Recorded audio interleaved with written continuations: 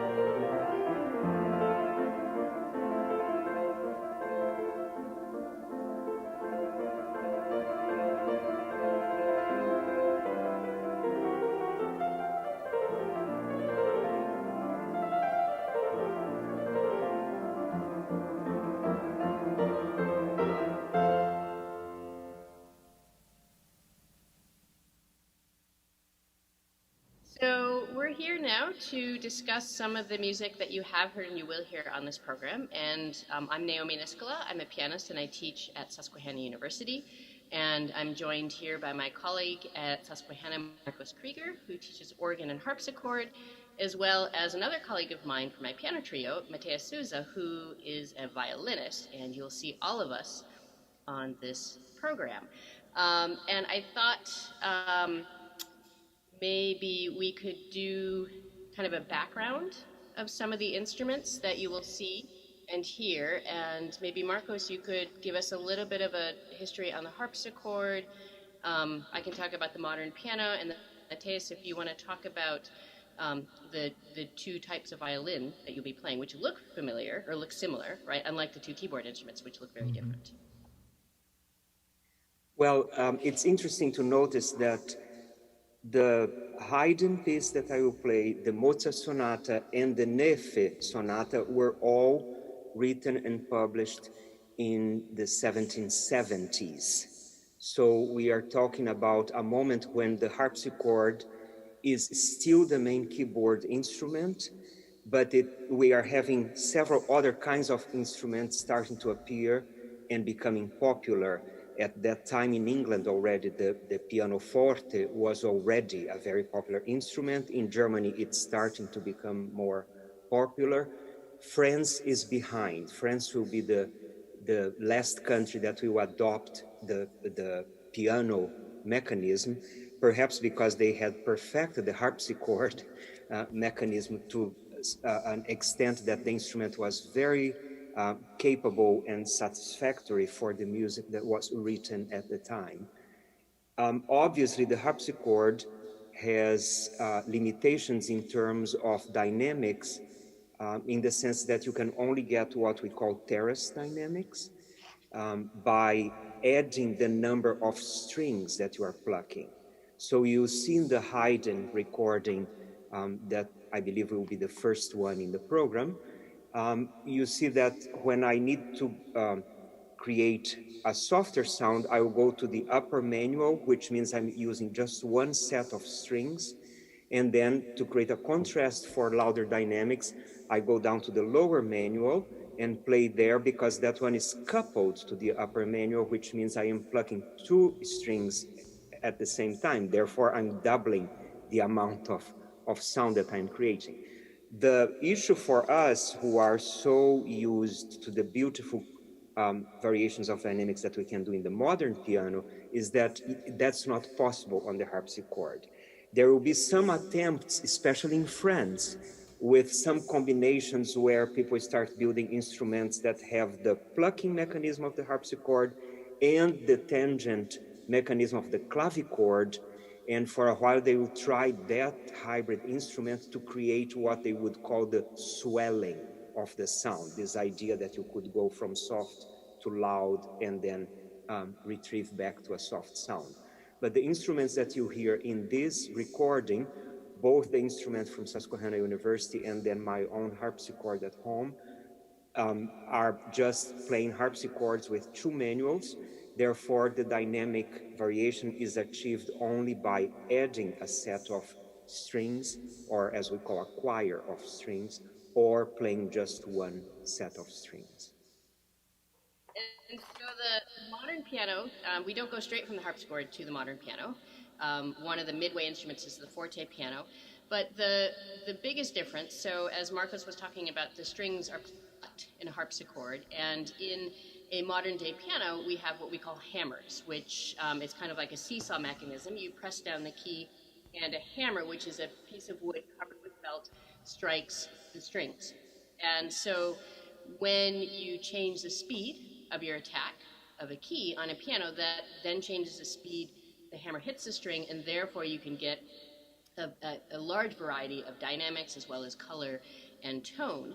Another big difference is that the modern piano has an iron plate in the middle of it, above the soundboard. So all of these strings that used to be strung in a wooden frame, right, which is limited in its strength and how much tension it can hold, you put this metal, huge metal heavy frame in, and suddenly you can have much longer strings.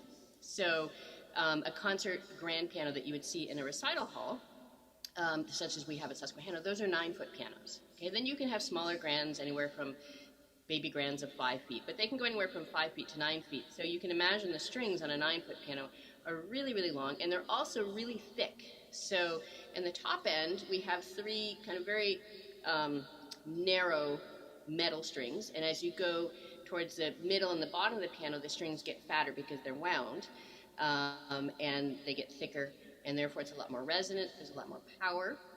We also have the pedal, which can then, as long as you press the pedal down, the sound can just keep reverberating, resonating until it dies away, which can actually take a long time. So I think one of the differences you probably heard in the Haydn, as well as the 2 instruments look very different. So, but besides how they look visually, the sound, the timbre is very different, the dynamic differences, the volume is very different.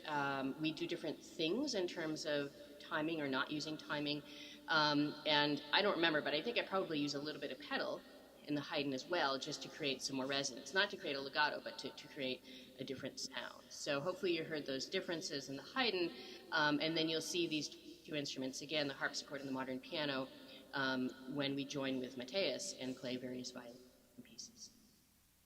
Yes, and about the differences in the violin setups, it's really interesting because comparing the violin to the keyboard instruments, we didn't really have a huge change in technology or mechanism of the violin. It's still bowed strings, right? But there's still a few changes that are interesting to note in the different setups. So in the early setup that I'm using with Marcos, I'm using a strict copy actually of one of the Stradivari violins, which, if you think about the time period of the pieces, around the 1770s, the reputation of Stradivari and Amati and Guarneri, they were all already well established.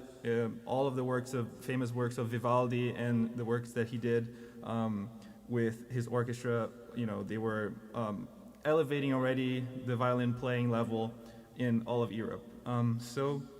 It is interesting to play in a copy of a Strad, but I'm using strictly gut strings with Marcos, so they can't respond as quickly as metal strings that came with the modernization of the violin.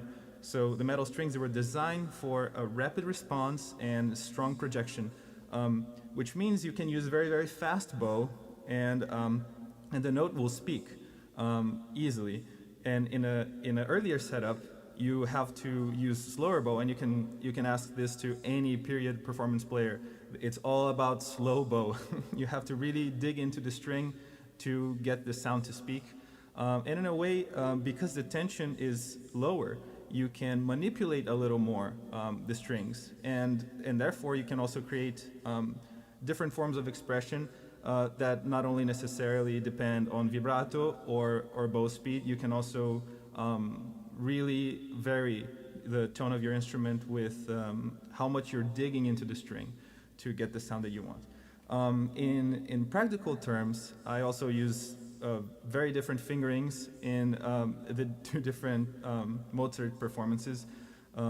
You can notice that the earlier violin setup doesn't have a chin rest nor a shoulder rest, which makes the shifting in the instrument not as practical. So most of the repertoire in that time, if you're a violinist playing in that time, you would really use only the lower positions with very little occasional shifting, which is what I do in the earlier setup.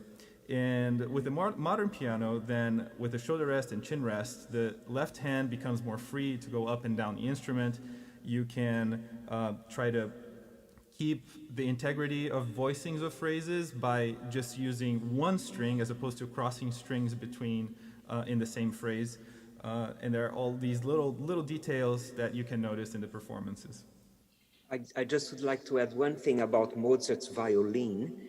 We know that Mozart was a very accomplished violin player as well as a keyboard player, and he played the violin with his sister Nannerl playing the keyboard, right? That they were a touring duo that way.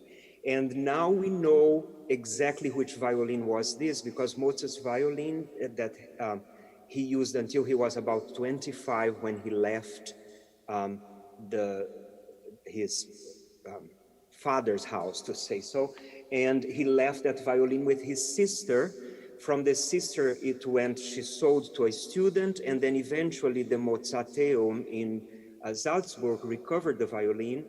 And I believe, I don't know if it's out yet, but Christopher Conch was doing a recording of all the Mozart violin sonatas using Mozart's violin, which is a Baroque violin, very much as Matheus described. And it's all, it uses only gut strings. So it's the very kind of sound that we'll hear in Matheus' performance with the harpsichord and the Baroque violin. But it's interesting to know that Mozart's violin is singing again.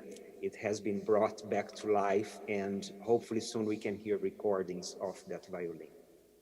So I thought what we might also talk about, because what you'll hear after this discussion are works for keyboard and violin, and we're going to kind of go in chronological order. So Marcos and Matheus will be performing a work by Neefe, who was one of the teachers of Beethoven.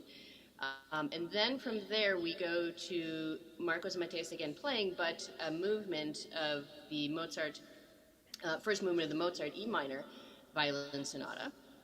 And then Matheus and I will play it, but switching to modern instruments.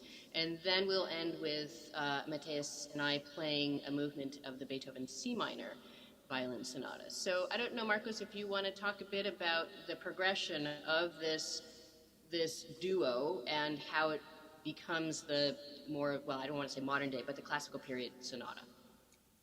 Yeah, and both the Neefe and the Mozart are published, the Neefe and the Mozart sonatas are published in the, as I said, in the 1770s.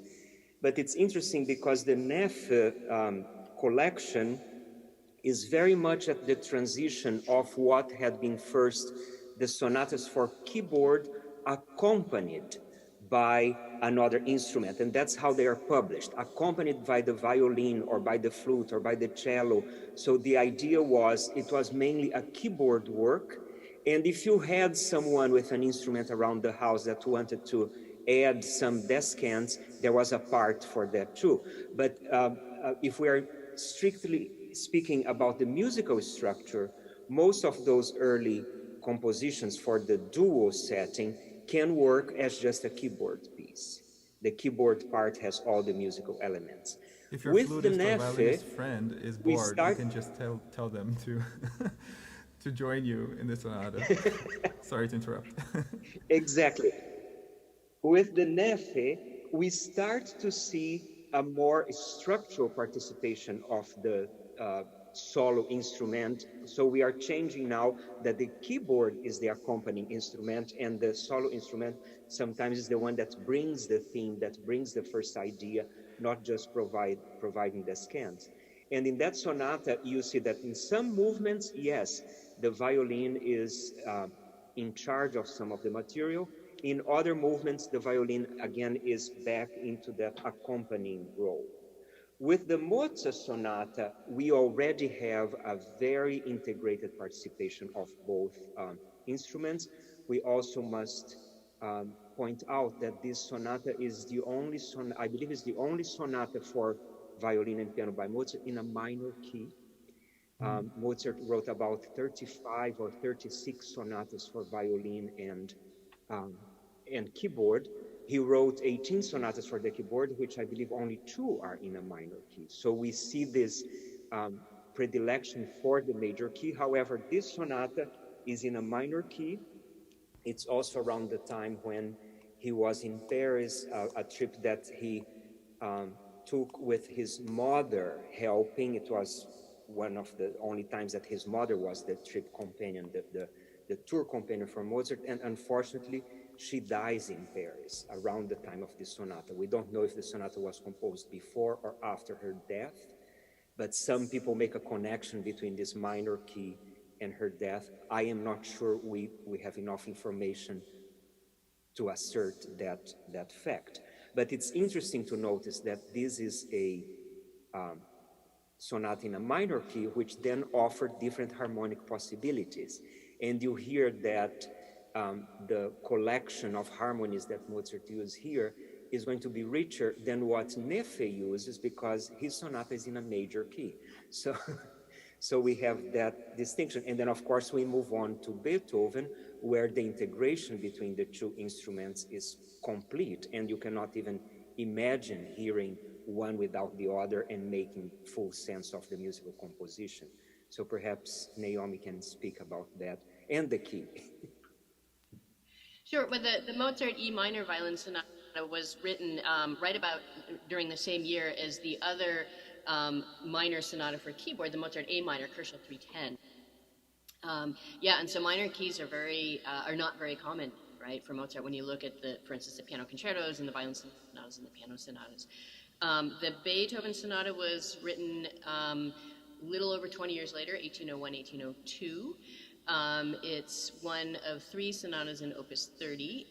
And even with the, Mozart with the classical, it's not until the later romantic or late classical romantic period where you get actually violin sonatas, right? Because these were still called sonatas for keyboard with violin, but all the violins say, oh, it's the Mozart violin sonata and the Beethoven, and it's like, well, it's the Mozart keyboard sonata with violin.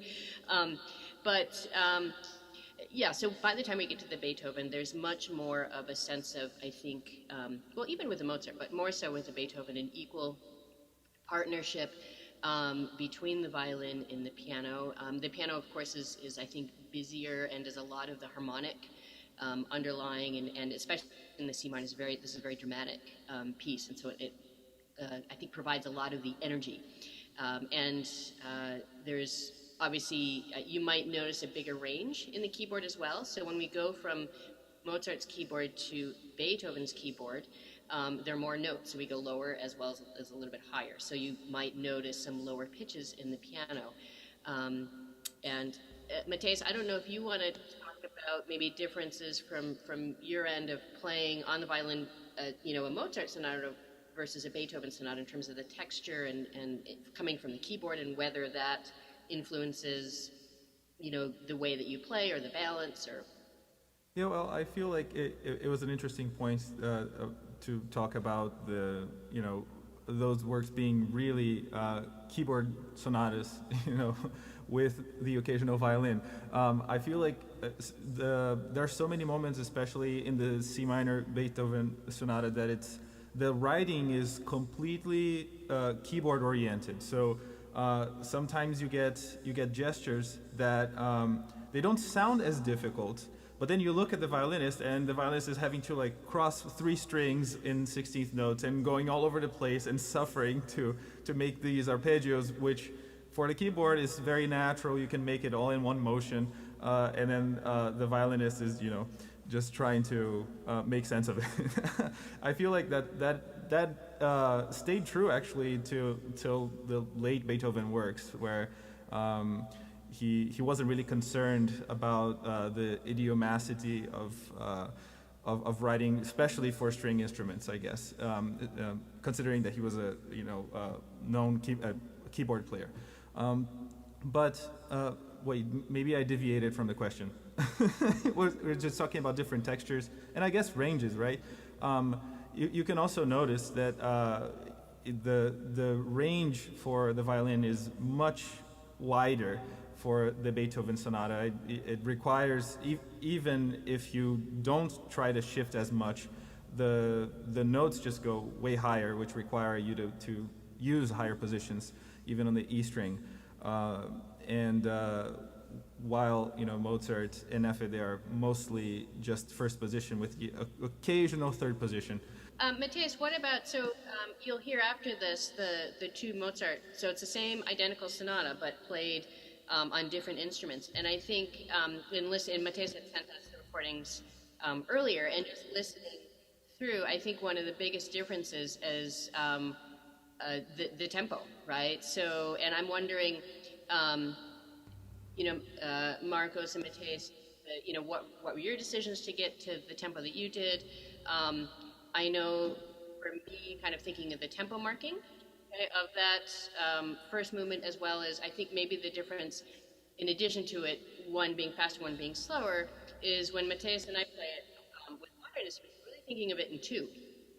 Whereas when you do it with a harpsichord, it really sounds like it's in 4. And I'm wondering, how what made that basis? Was it a musical decision, a technical decision on the difference in the tempi? Well, one of the differences between the two instruments is that the harpsichord, because of the plucking mechanism, and especially if it's plucking 2 strings, which then there is a delay between the 2 strings there too, and the lack of a pedal to control reverberation, you can only play so fast before you create just a confusing amount of sound.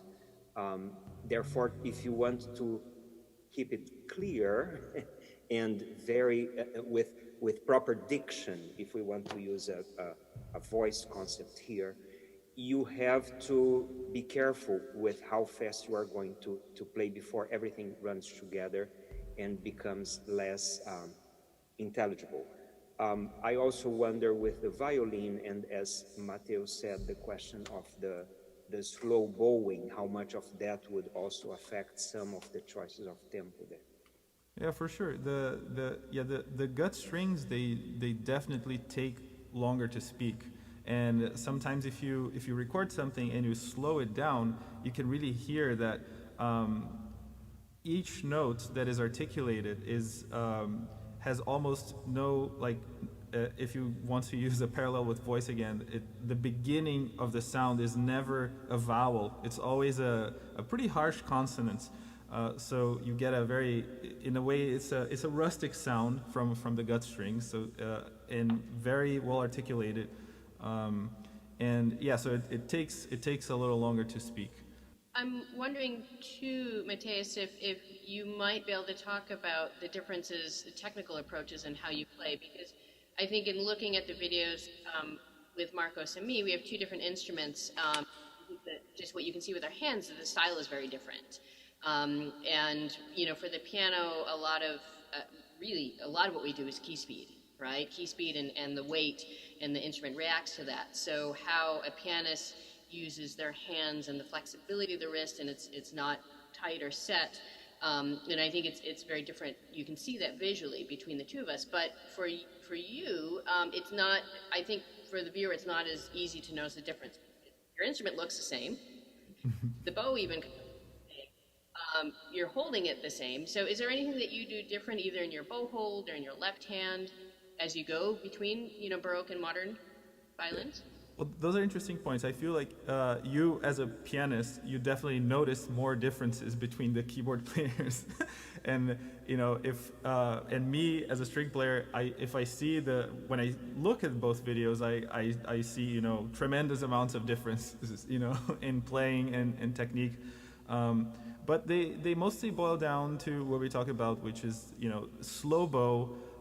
Using more of lower positions, so not as much shifting, and I'm trying to think of what else. So and also I tend to use less vibrato. I feel like my use of vibrato with the earlier setup is it's not that I try to avoid it naturally. It's just that I feel like there are to me, there are different ways you can make a note expressive. You can develop a note in the earlier setup. So you can dig more into the string or very very slightly the bow speed and all of that. So hopefully that answers the question.